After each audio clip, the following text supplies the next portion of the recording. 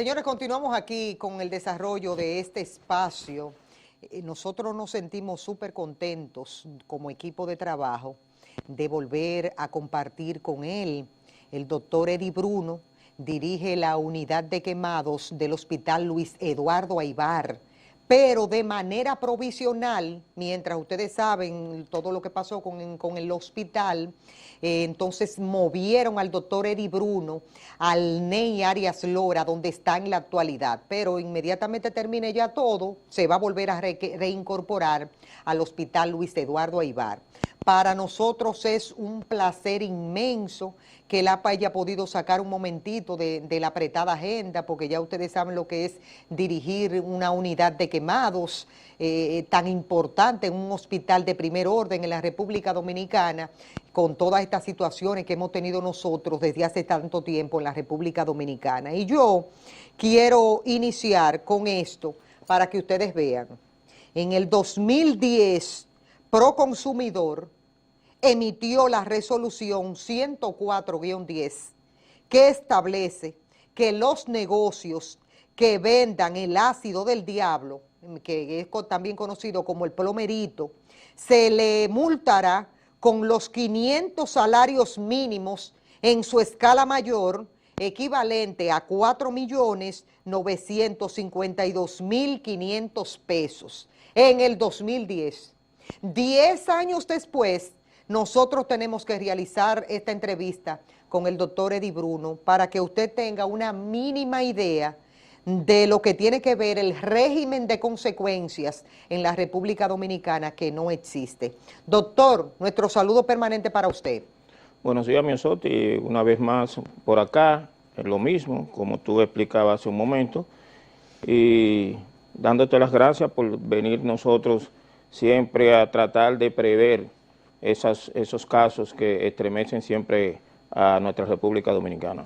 Doctor, nos trae el caso de la joven Yokairi, rociada con ácido del diablo mientras se transportaba en un carro público. Se le dio seguimiento. Ayer las autoridades hablaron de que hay 3 personas detenidas porque dentro del proceso de investigación se ha determinado supuestamente hasta este momento que su expareja buscó a 2 amigos que realmente fueron los que en la motocicleta cometieron el hecho en contra de esta joven Yokairi de 19 años. ¿Cuál es la condición actual de la paciente en estos momentos? Bueno, ella tiene un 40% de superficie corporal quemada, son quemaduras profundas como las que producen los ácidos, porque el ácido tiene la peculiaridad de que al ser absorbido por la piel, su efectividad haciendo daño en el tejido y en los músculos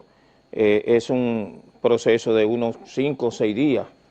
Ella está en ese proceso, estamos en espera de que esas lesiones se definan para entonces comenzar los procesos quirúrgicos con ella, pero el gran problema que ella tiene o tendrá es que la lesión fue cefalocaudal, lo que le arrojaron fue en la cara, entonces eso afectó los ojos, su cavidad oral y las fosas nasales.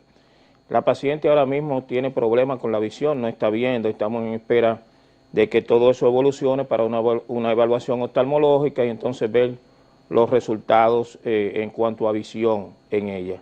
Lamentablemente en nuestra experiencia y generalmente lo que pasa en esos pacientes que a los pocos días, a las pocas semanas, esas personas que son afectadas en los globos oculares por ese tipo de ácido, pierden la visión de manera total, lo lleva a una ceguera permanente. Doctor, ¿cómo llegan las autoridades, de lo que usted ha escuchado, usted que está tan cerca de la paciente, para determinar que su expareja estaba involucrado en el hecho? Bueno, según tengo entendido, fue el DICRIM antes de ayer, y ella aparentemente, según lo que me comentaron ellos para yo darle acceso a la paciente, fue que ella tenía una conversación o tuvo una conversación previa con su ex esposo y entonces alguien le dijo a la policía que habían tenido esa comunicación y ellos fueron a confirmar. Parece que ella le dio positivo a esa pregunta y a través de la comunicación por el teléfono lograron tener las pruebas para poder hacer el allanamiento y la captura que hicieron con él. Doctor, ¿qué dice ella hasta el momento? ¿Expresa algo? ¿Ella sabe las condiciones reales que presenta? Bueno, nosotros tenemos un departamento de psicología que ha estado hablando con ella, pero ella sí, porque como tú decías, este es un problema que tenemos 20, 30 años y que generalmente ocurre en esos sectores por donde la chica vive, esos sectores de bajos recursos, y apuntalar aquí que el 95% de los casos que nos llegan a nosotros de ese tipo son por temas pasionales. Entonces ella sí, porque ella ha visto consecuencias y ha visto otros pacientes lo que le ocurre.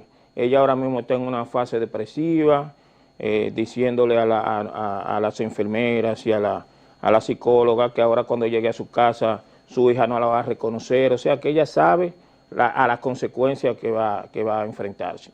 Doctor, con todo el tiempo que usted tiene ahí frente a la unidad de quemados, ¿qué ha pasado en los últimos años en la República Dominicana concerniente a ese renglón de ácido del diablo que en muchos lugares es conocido como plomerito? ¿Qué tanto se han repetido los casos ahí en la unidad? Mira, realmente, aunque todavía estamos luchando con eso, hemos hecho un trabajo, Miosotti. Tú, nosotros, ciertos sectores también de la sociedad que siempre atacan eso. Hacia los años 90, finales del 90 y el comienzo de la década del 20, del año 2000, nosotros recibíamos allá entre el 12 y el 15% de las emergencias que recibíamos era por quemaduras químicas.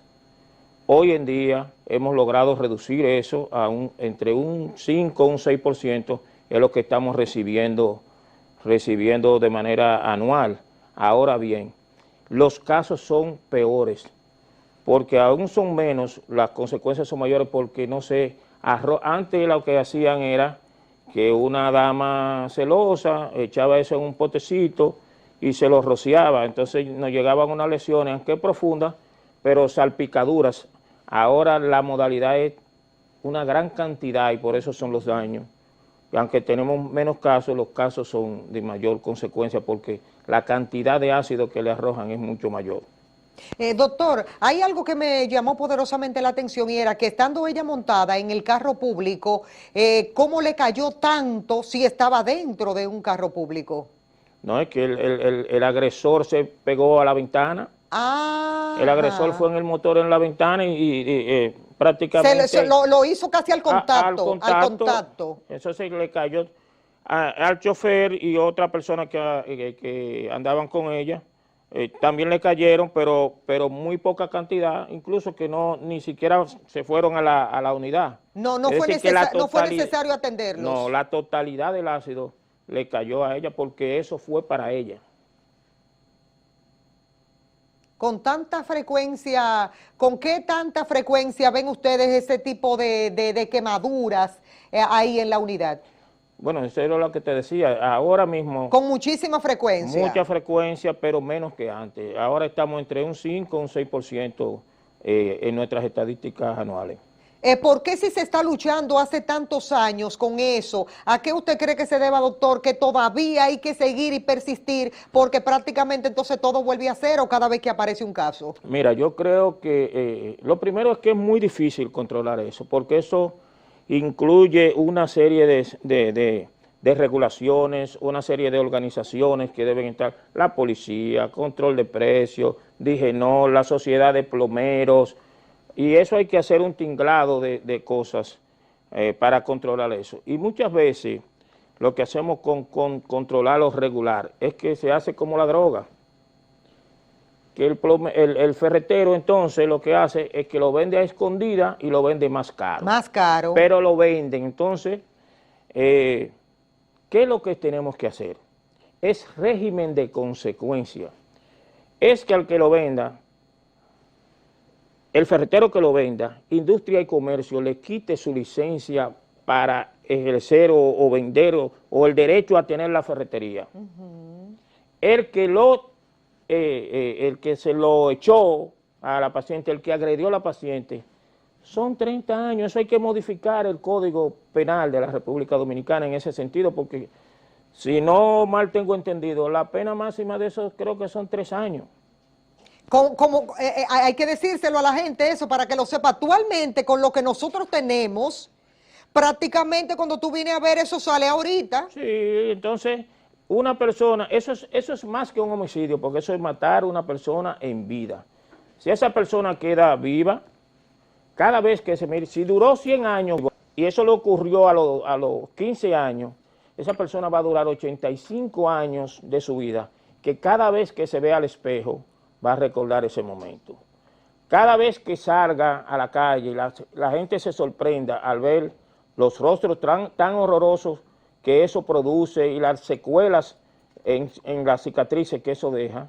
Cada vez que vayas al supermercado, que vayas a la tienda, la gente se va a sorprender y tú no vas a querer salir a la calle. Entonces tú eres una muerta en vida, porque tú muchas veces vas a desear que en ese hecho mejor hubiese perdido la vida que arrastrar todo esa secuela, tanto psíquica como física, que dejan ese tipo de lesiones. Entonces yo considero que el que hizo eso son 30 años sin apelación, sin fianza, pero tiene que cumplirlo.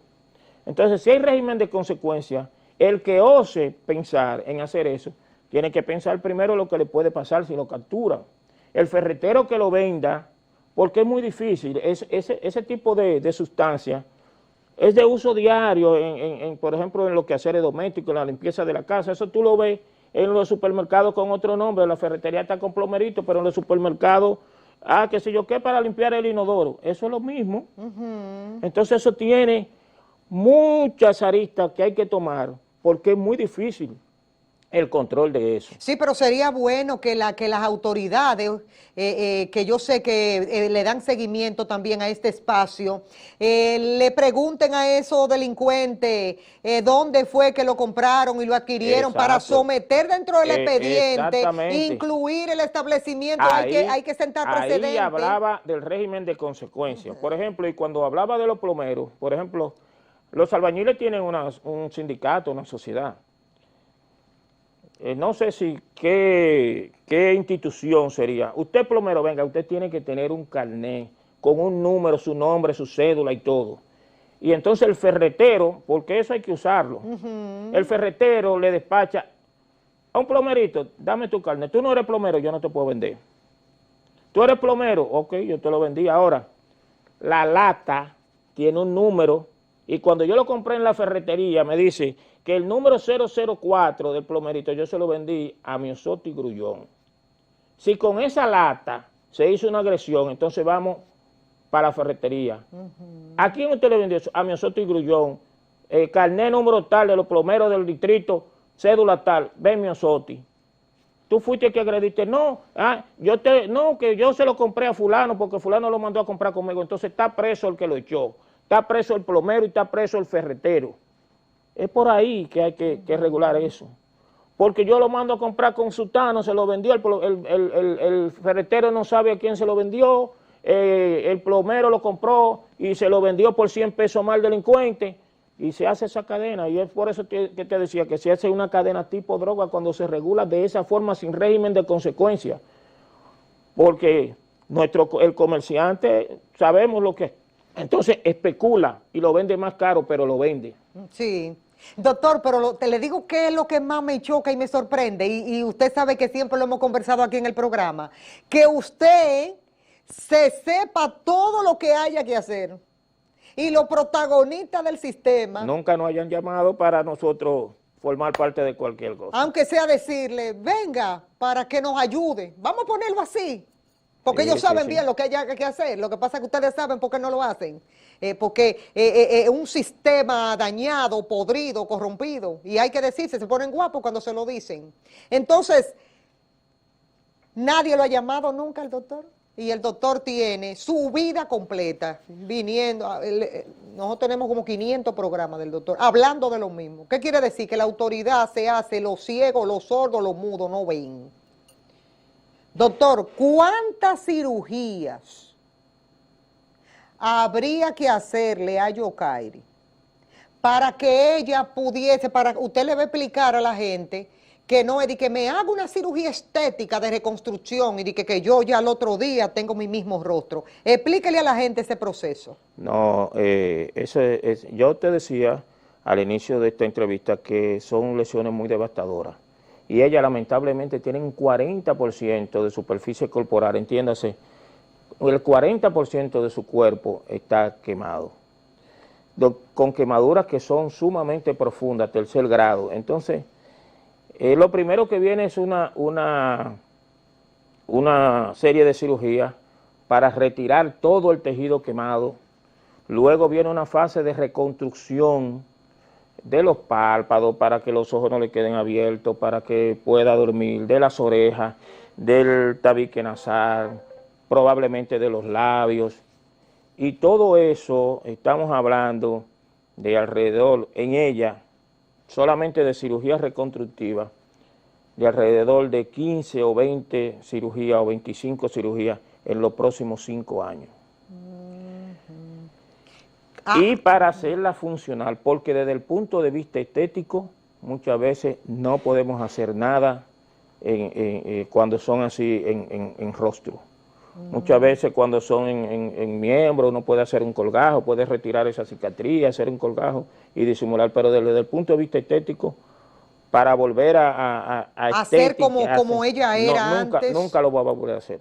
Nunca lo va a volver a hacer. Lo que hace este proceso es que le mejora un poquito su apariencia. Para su funcionabilidad. Para la funcionabilidad solamente. Sí, por ejemplo, para que pueda dormir, porque muchas veces esta secuela, al perderse los párpados, los ojos le quedan abiertos o la boca le queda con una desviación, se pierde muchas veces porque lo que tenemos en la nariz es un cartílago.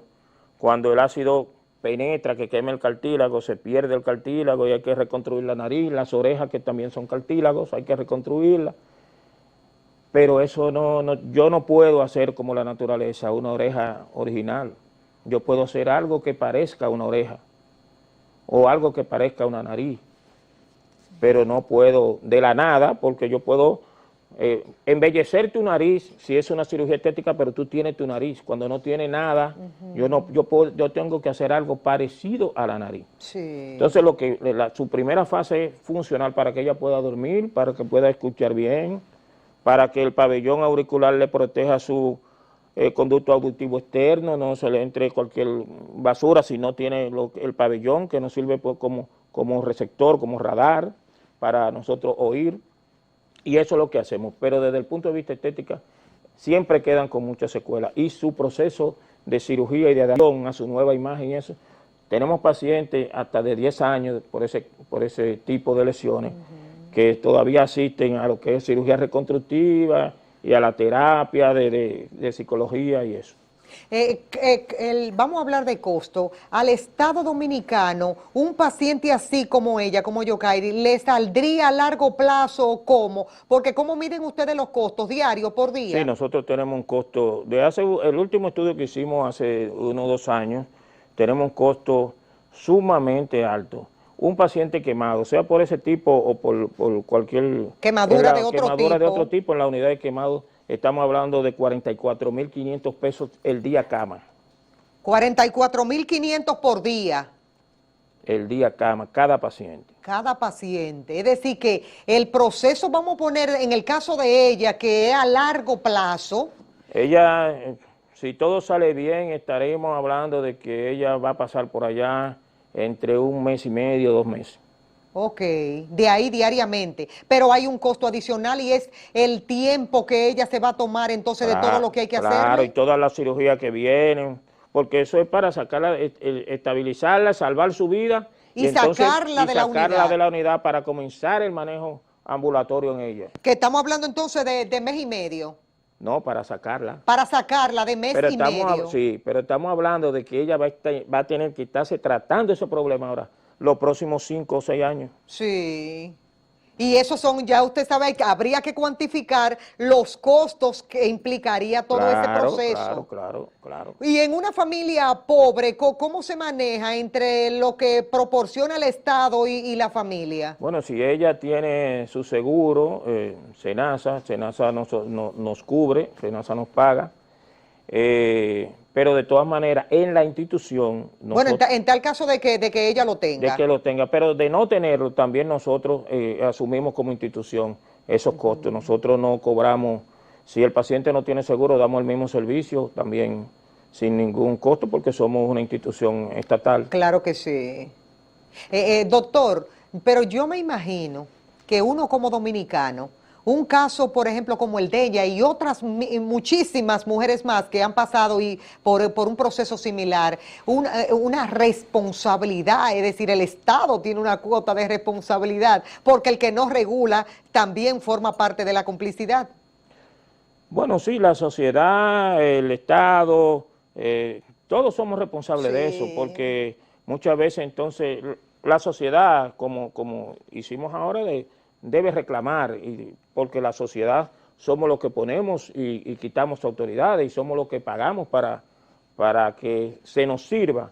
Entonces nosotros como sociedad debemos exigir y la sociedad y el Estado debe responder por esto.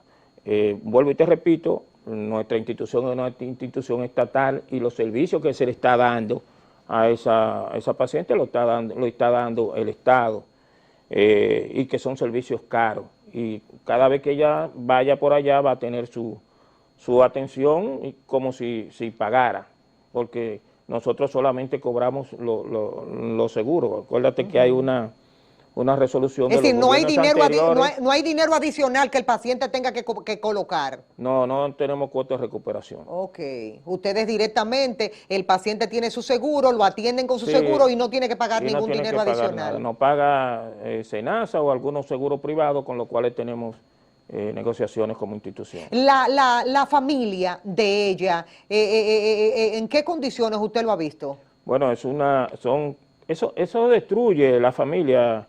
La mamá, que es la única que he visto, está una persona muy agobiada, pensando en lo que va a pasar, porque estamos hablando que quizás ese era el ente productivo de esa familia, Sí. porque fíjate que ella viene de su trabajo, esa persona no va a poder trabajar quizás para el resto de su vida o hasta que se adapte, ojalá no pierda la visión y pueda reinsertarse a la sociedad, que es nuestro trabajo, pero por los próximos 5 o 6 años ese producto de ese trabajo de ella que llevaba a su casa para mantener a su hija, eso no va a llegar. Entonces eso trastorna a la familia. Una hija que ahora pregunta quién es esta persona porque no va a conocer a su mamá, tiene que adaptarse toda la familia y eso trastorna a nivel familiar ese entorno. ¿Cuántas veces tiene que acudir de toda la cantidad de pacientes que ustedes pasan por ahí, por la unidad de quemados, a orientación psicológica permanente? ¿Cómo manejan ustedes eso ahí? ¿Va el paciente cada cuánto tiempo? En una primera fase los pacientes van interdiarios Interdiario. a las curas. Luego que pasa de la fase de cura, entonces que cuando son afectados con quemaduras de ese tipo, ¿verdad? Y otras circunstancias que, por ejemplo, personas que quieren hacer suicidios, entonces ya después que... ¿Hay pacientes de los que ustedes han tratado que pasan por ese cuadro? Sí, de ese cuadro nosotros hemos tenido la experiencia de jovencitas que se han suicidado. ¿Que lo han hecho? Sí, sí. Porque Y no otras que lo han intentado no han aguantado el proceso. el proceso. Y cuando, vuelvo y te repito que cuando bueno, tú en entrevistas anteriores hemos pasado aquí fotografías y tú has guardado fotografías de los resultados de ese tipo de lesión. Son cuestiones horrorosas. Entonces mucha gente no se adapta a eso y lamentablemente tenemos la experiencia con 2 o 3 de nuestros pacientes que se han suicidado. De manera lamentable. Lamentable. Si uno se podría hablar de estadísticas, ¿de qué porcentaje? Partiendo como de una escala del 5 al 10, ¿por dónde andamos nosotros en la República Dominicana en esa línea? ¿En quemaduras por químicos? De la decisión Sí. después del proceso que tome una decisión trágica, sí. Estamos hablando de un porcentaje mínimo todavía. Muy mínimo, que yo recuerde, solamente recuerdo dos casos. ¿Eran damas? Sí, la mayoría son damas. Muy pocas. Hay pocos casos de caballeros. Sí, como te diría que de 5 a 1. De 5 a 1. Porque generalmente, vuelvo y te repito, son problemas pasionales. Y no sé qué pasa, porque así como son las mujeres infieles, también son los hombres, hacen infidelidad. Pero las decisiones a agredir a la mujer con ese tipo de sustancia y con esa modalidad es a la mujer. A los hombres entonces lo que vemos es que lo mata, le dan una puñalada, pero la agresión hacia ese tipo de lesión es generalmente a la femenina. Intuyo a que será para dañar, porque como las mujeres siempre, que coqueta, que bonita, que pensando... Para desgraciarle la vida. Exactamente, pensando en las consecuencias a posteriori, que cómo se va a ver, lo hacen así para dañar su tersura de la piel o la belleza que tenga X mujer. Doctor, mire, públicamente, de verdad yo quiero felicitarlo a usted, tener ese compromiso de dirigir la unidad de quemados ahora de manera provisional del Hospital Ney Arias Lora y hacer su trabajo con esa entrega, con ese profesionalismo. Y hay que decirle lo difícil que me imagino yo en lo personal tiene que ser para ustedes tener ese contacto, óyeme, tan difícil con ese paciente, porque uno se siente tan mal estando de lejos. Yo me imagino en el caso de usted teniendo el contacto con esos pacientes en una situación tan difícil. Sí, generalmente nosotros somos un equipo, pero siempre que ocurren estos casos, y ocurren así en personas jóvenes, personas que son generalmente buenos mozos, que tienen bellezas, oye, no choca realmente porque también somos padres, somos esposos, somos hijos de una mujer. Entonces, oír ese lamento y saber, sobre todo, saber la consecuencia, porque muchas veces el médico, la enfermera, sufre incluso en la primera fase, mucho más que el paciente, porque el paciente no sabe a lo que se va a enfrentar o no sabe lo que tiene, no se ha visto porque no tenemos un espejo. Pero tú que lo ves, sabe las consecuencias y sabe muchas veces lo que va a ocurrir o hasta que el paciente va a sucumbir en su vida. Eso te llega, eso te choca. Una preguntita allá en esta parte, doctor. Cuando ya el paciente pasa ese tiempo, cuando ya va a ser sacado, ¿le colocan algún espejo para que pueda verse antes de irse? No, ya eso lo trabaja el Departamento de Psicología y Psiquiatría, pero sí lo van adaptando en esa fase. Pero se ve el paciente antes de irse. Ya lo van enseñando a que vaya viendo su rostro. Sí. Y a enseñarlo a ya vivir con esas secuelas. Sí, yo me imagino en lo personal que eso tiene que ser uno de los momentos más difíciles para el mismo profesional de la conducta que lo está atendiendo y también para la persona, para el paciente. Claro, claro. Doctor, su llamado final para las autoridades en torno a esta situación. Bueno, yo creo que, como decíamos ahorita, el problema y lo único que solucionaría esto es consecuencia, un régimen de consecuencia. Hay que ser estricto, tanto la justicia para con el comerciante, con el agresor y sobre todo con quien lo planea, con quien lo premedita, con el que manda. Si al agresor hay que darle 30 años, el que planeó hacerte ese tipo de elección, el que planeó hacer esa agresión debe tener mucho más, porque ese es Por ejemplo, el ex esposo, que no respetó ni siquiera que tener una hija con esa señorita, que esa hija le va a reclamar, tú le hiciste eso a mi mamá en tal fecha, sí, y vamos a esperar que ella pueda rebasar y lograr salvar su vida. Entonces, a esa persona hay que darle con todo el peso de la ley, porque eso llevó premeditación y alevosía. Increíble. Gracias, doctor. Adelante, director.